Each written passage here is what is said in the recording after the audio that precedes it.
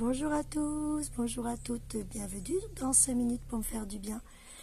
Alors on a déjà posé 21 vidéos pour prendre de la hauteur, pour élever sa vibration, pour être un artisan qui participe à ce changement vibratoire de la planète et faire sa part. Je vous invite à les retrouver sur la chaîne YouTube et à vous abonner sur la chaîne YouTube. En vous abonnant, vous me motivez et vous permettez à la chaîne de vivre et que je puisse avoir accès à des fonctionnalités qui me facilitent le travail. Sinon, c'est aussi regroupé sur le site corinnevidal.fr. Alors, là on repart. Allez, encore plus loin. Voulez-vous, et si vous regardez ces vidéos, c'est que c'est déjà oui, devenir le magicien, la magicienne de votre vie? En tous les cas, c'est ce que je suis venue incarner sur cette terre et c'est ce qu'on me demande de partager avec vous. Alors, qu'est-ce que c'est devenir le magicien, la magicienne de sa vie? D'abord, c'est vraiment un espace où, comme vous le sentez, on s'amuse beaucoup et que la vie devient un grand terrain de jeu, un grand terrain d'apprentissage, un grand espace pour apprendre, pour grandir, pour s'élever, pour voilà, faire du mieux qu'on peut et devenir la meilleure version de soi-même. Alors, quand on est un magicien, c'est que déjà nos 3 instances co-créent ensemble. Ça veut dire qu'on a la conscience de faire partie d'un grand tout, d'être une étincelle de la vie, venue jouer le vivant et d'être connecté à la source, à l'univers, à la vie elle-même, et d'être un élément de cela.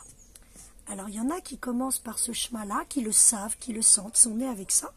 Puis il y en a, vous allez voir, ils vont passer par l'autre chemin, mais peu importe, on arrive au même endroit.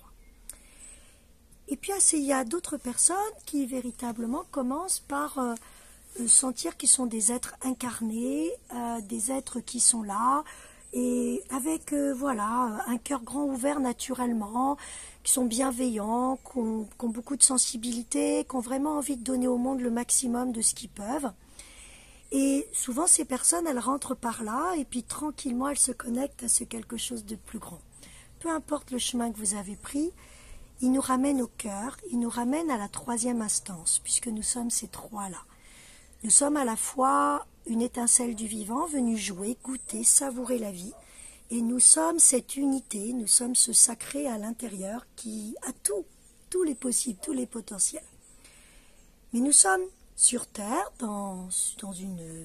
sur une planète où il y a un sentiment de séparation, où il y a encore beaucoup de dualité, et où, lorsque nous sommes comme ça des êtres habités par ce vivant, par ce vibrant, il y a quelque chose en nous qui commence à nous dire qu'on est plus que ça, qu'on est plus que notre mental, que ce que nous a bien fait croire que nous étions. Et on sent une inspiration intérieure, on sent des valeurs qui nous poussent, on sent des choses qui vraiment nous émerveillent, qui nous donnent envie d'aller explorer toutes ces parts de nous, de déployer nos ressources et d'être un artisan de ce nouveau monde en étant le plus aligné, le mieux que l'on puisse mener tous les jours. Et donc, dans ces énergies d'être incarné et en même temps connecté à la vie, on se rejoint au niveau du cœur, où c'est là que notre âme est levée, au cœur du cœur de notre cœur. Et notre âme, elle est là avec sa couleur, sa vibration unique, ce qu'elle est venue vraiment ici expérimenter. Elle sait que la vie est un grand terrain de jeu, qu'elle est vraiment à la fois ce « je suis » unitaire, complètement entier, complètement parfait, mais qui est venu spécifiquement dans cette vie jouer la partition exacte pour pouvoir encore expérimenter ce que l'âme a besoin d'expérimenter pour se dépouiller, pour se dévoiler davantage, pour libérer des carcans, des conditionnements, des croyances, des peurs et recouvrer sa nature profonde d'être magique, merveilleux, plein d'amour, plein de vivant, dans la fluidité, la simplicité et la magie de la vie. À cet endroit, j'aime dire que l'âme agit, c'est-à-dire que ce n'est plus l'ego et le personnage qui est aux commandes dans ses limites. C'est la partie de nous sacrée, vivante, vibrante, qui reprend vraiment les rênes de notre vie, nous soufflant par l'intuition, et puis la vie nous aide par les rêves, les synchronicités, par tout un tas de choses qui nous animent, qui nous montrent le chemin, qui nous montrent l'endroit où on est le plus lumineux, le plus vivant, le plus vibrant, le plus nous-mêmes, le plus je suis. Et on devient un artisan du cœur qui œuvre à cet endroit. Donc la Trinité, c'est quand justement cet alignement est là, que nous connaissons ces trois instances et qu'il n'y en a pas une qui est meilleure que l'autre. Les trois doivent co-créer ensemble. Elles sont des alliées, elles sont, comme toute Trinité, indispensables l'une à l'autre. Le personnage doit se rappeler qu'il est plus que ça, et qu'il y a la vie qui l'inspire, qu'il est relié à toute chose, qu'il est une étincelle du vivant, et sentir ce quelque chose d'illimité en lui.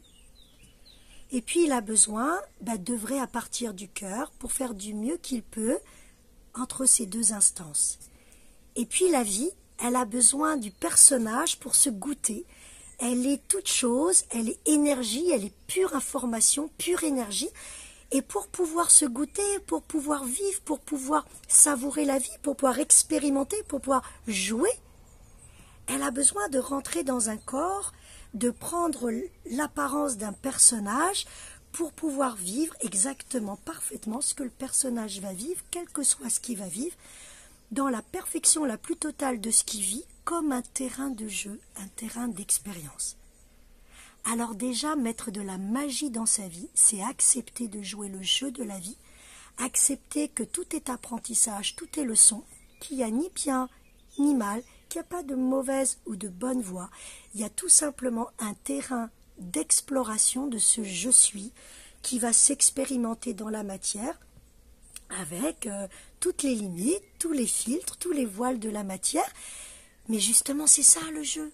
C'est de l'explorer, c'est de le goûter, c'est de savourer. Et puis tout à coup, les voiles sautent, les manteaux s'enlèvent, et à ce moment-là, on peut goûter d'être une étincelle sacrée de la vie. Et puis on revient dans le personnage pour explorer, et puis on repart dans cette lumière étincelle de la vie.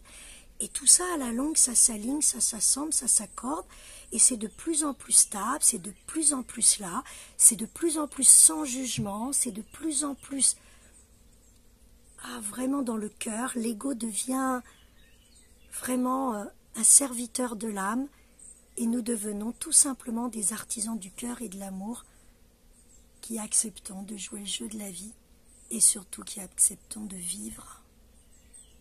Voilà, elle est un peu plus longue que d'habitude ces vidéos, mais elle venait vous présenter la couleur, la vibration des prochaines qui arrivent. Voulez-vous devenir ce magicien, cette magicienne? En fait, vous l'êtes déjà.